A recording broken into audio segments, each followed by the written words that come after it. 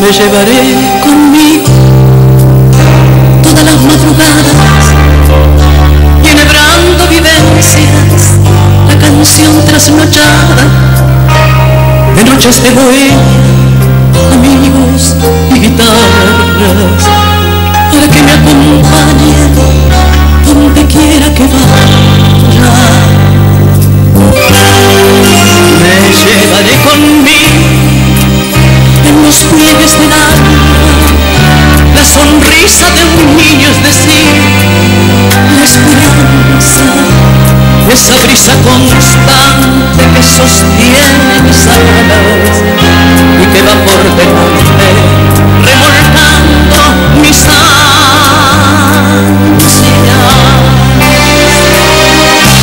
Me llevaré conmigo los zapatos gastados de todos los caminos por los que he caminado, por los muchos amigos volvería descalza, a pesar de las piedras, si fuera necesario.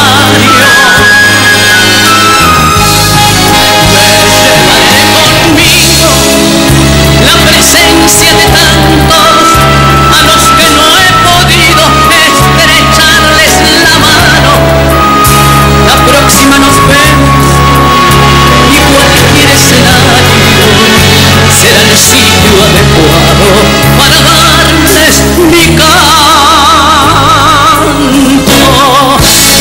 Me llevaré conmigo de las cosas más bellas un gran poncho tejido con tejido de estrellas y un sombrero de luna del cielo de esta tierra, para que me cobijen el frío de la ausencia.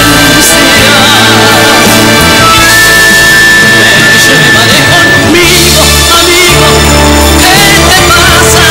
Si el tiempo es un instante y un instante es mañana.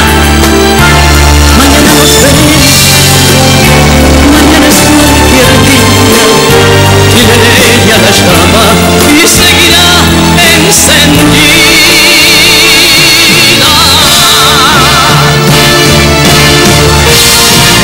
Me llevaré conmigo la emoción florecida de saber que cantaron por mí las golondrinas, esa canción que acaso no es canción, sino alma que se entrega al hermano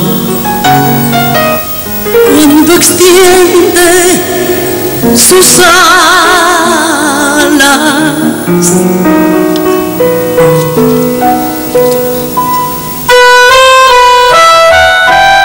Y me iré lentamente con el último aplauso, con el último vuelve y con el último abrazo.